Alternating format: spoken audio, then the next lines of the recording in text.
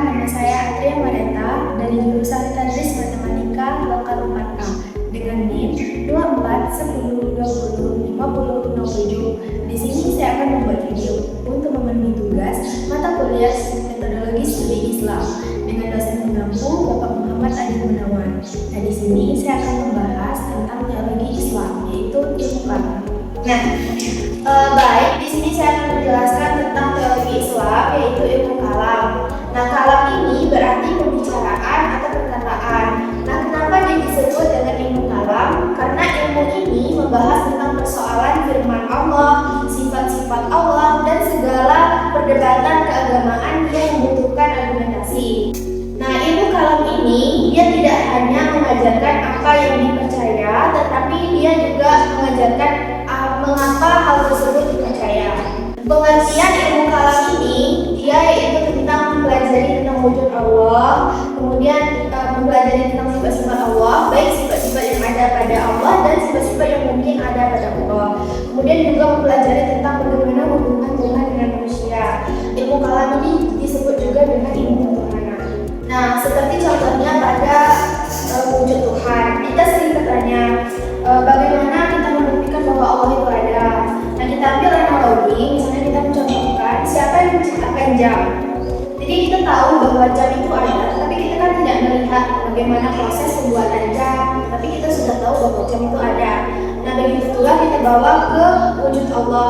Kita tahu bahwa alam semesta itu ada, kemudian pengaturan terbitnya matahari, tenggelamnya matahari, itu kan sudah diatur. Berarti seperti itu bentuk yang diajarkan dalam ilmu kalam ini tentang wujud Allah.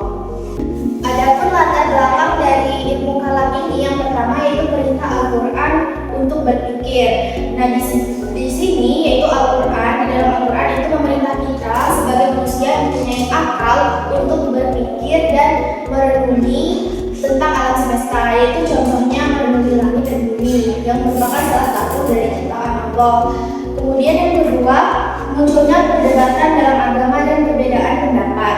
Nah, di sini kan seperti dalam aliran, apakah orang yang berdosa besar itu masih dikatakan seorang mukmin? Itu contoh dalam perdebatan perbedaan pendapat tadi. Kemudian masalah politik dan perebutan kekuasaan dalam Islam. Itu contohnya pada Khalifah Ali bin Abi Thalib yang memecahkan dua kaum, yaitu kaum Khawarij dan Syiah. Kemudian yang keempat itu pengaruh filsafat, logika dan pemikiran asing. Nah, seiring berkembangnya zaman, jadi logika seseorang atau logika dari orang-orang itu berbeda. Jadi munculnya perbedaan. Kemudian dari perbedaan tersebut sehingga melahirkan berbagai macam aliran. Kemudian kita akan membahas tentang aliran-aliran di dalam ilmu kalam. Yang pertama yaitu Khawarij.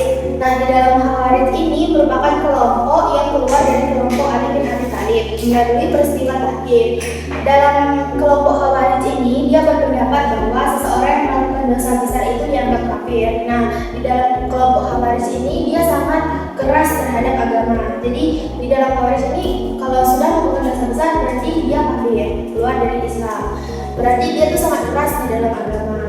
Nah, kemudian yang kedua yaitu Murji'ah. Nah, Murji'ah ini sebagai reaksi dari kelompok Khawarij, di mana kelompok Khawarij tadi mudah mengkafirkan orang. Tetapi kalau Murji'ah, orang yang melakukan dosa besar itu tak juga dianggap seorang muslim. Nah, penilaian terakhir pokoknya setiap orang yang melakukan dosa besar itu masih dianggap mukmin, tetapi masalah dosanya itu nanti urusannya dengan Allah. Nah, di dalam Murji'ah ini intinya tuh iman lebih penting daripada amal.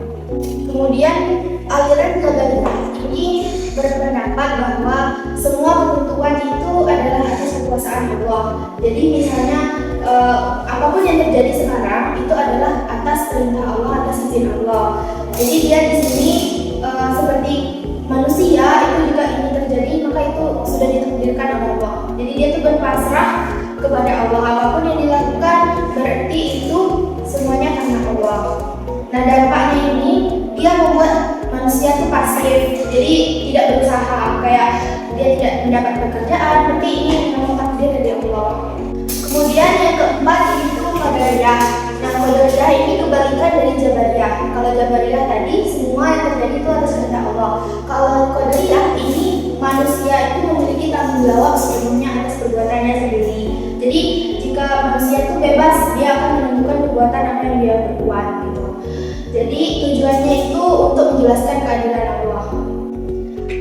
Kemudian yang kelima yaitu Mu'tazilah.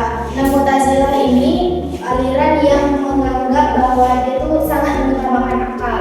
Dia menolak apapun ketika sesuatu itu tidak bisa dibuktikan atau tidak rasional, tidak logis. Dia langsung menolak. Jadi ciri khas dari Mu'tazilah ini dia rasional dan filosofis. Jadi dia dari yang dahulu sudah terbukti bisa menggunakan akal, jadi pendapat itu logis, maka diterima oleh aliran Mu'tazilah. Nah, kemudian yang keenam yaitu aliran Asy'ariyah. Nah, aliran Asy'ariyah ini didirikan oleh Hasan al-Asy'ari. Nah, di sini dia menggunakan akal tetapi tetap berpegang teguh kepada wahyu. Asy'ariyah ini sebagai jalan tengah antara aliran Jabariyah dan aliran Mu'tazilah. Nah, jadi di sini dia terus lebih terkenal menjadi dasar mayoritas Sunni. Yang ketujuh yaitu Maturidiyah. Aliran Maturidiyah ini didirikan oleh Abu Mansur al-Maturidi. Aliran Maturidiyah ini mirip dengan Asy'ariyah yang lebih rasional. Nah, dia berpendapat bahwa iman itu bertambah dan berkurang.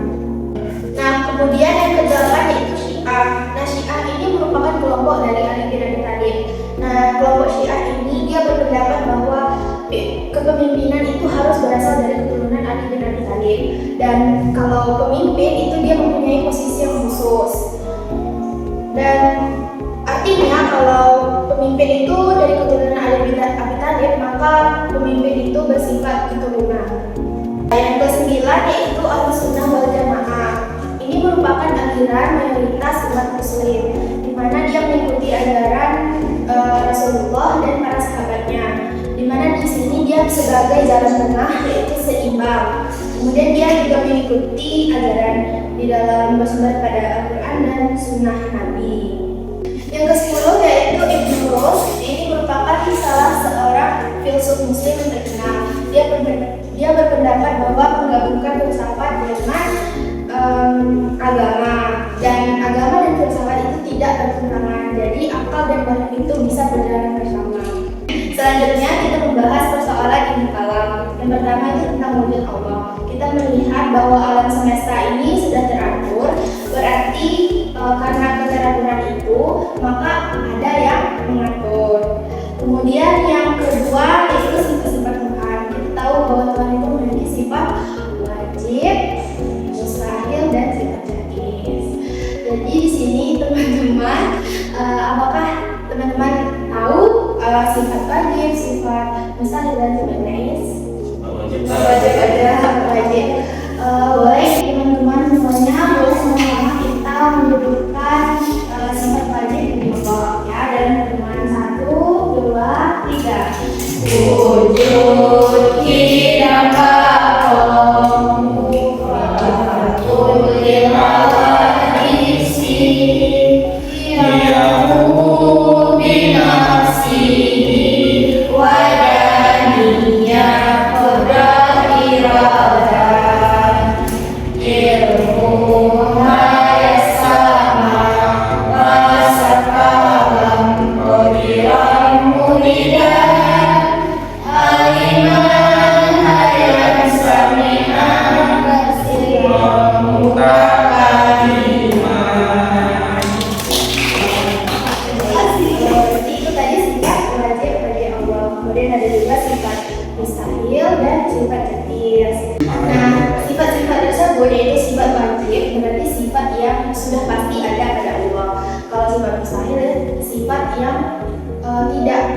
tidak mungkin dimiliki oleh Allah. Kemudian sifat jaiz yaitu sifat yang boleh ada pada Allah. Kemudian yang ketiga yaitu tentang perbuatan manusia. Nah, itu kan perdebatan apakah manusia itu bebas melakukan sesuatu atau semuanya itu sudah ditentukan oleh Allah. Seperti perdebatan antara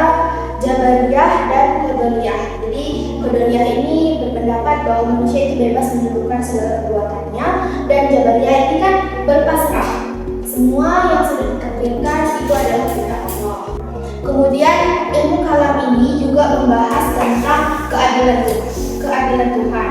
Dimana kan sering timbul pertanyaan, kenapa orang jahat itu senang dan orang baik itu kadang susah. Nah, di dalam ilmu kalam ini kita membahas dan mencoba menjelaskan bahwa keadilan Allah itu secara rasional atau secara logis. Nah, kemudian juga membahas tentang qada dan qadar. Jadi membahas hubungan antara takdir Allah dengan usaha manusia. Jadi Islam ini mengajarkan bahwa kita itu harus tetap berusaha meskipun nanti pada akhirnya itu semuanya adalah ketentuan dari Allah atau sudah takdir dari Allah. Kemudian juga ada persoalan yang membahas tentang ru'yatullah atau melihat Allah, di mana ada yang membahas bahwa kita nanti di akhirat itu bisa melihat Allah, dan juga ada aliran yang mengatakan kita tidak bisa melihat Allah. Nah, adapun metode dari ilmu kalam ini yang pertama yaitu historis dan komparatif. Jadi diambil dari kata historis dan komparatif, ini artinya dari sejarah dan dibandingkan. Berarti mempelajari sejarah munculnya aliran-aliran lalu membandingkan pemikirannya. Kemudian yang kedua itu rasional.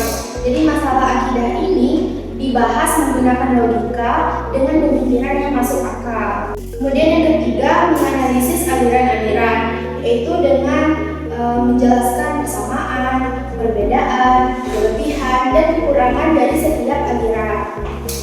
Jadi, dari materi yang sudah disampaikan dapat ditarik kesimpulan bahwa ilmu kalam ini adalah ilmu yang mempelajari tentang akidah yang dibahas secara rasional untuk memperkuat keyakinan umat Islam.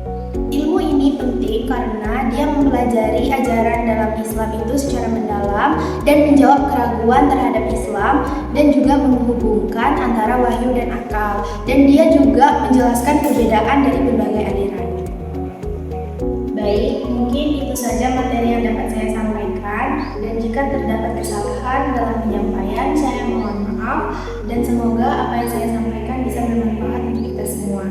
Dan saya tutup dengan wassalamualaikum warahmatullahi wabarakatuh.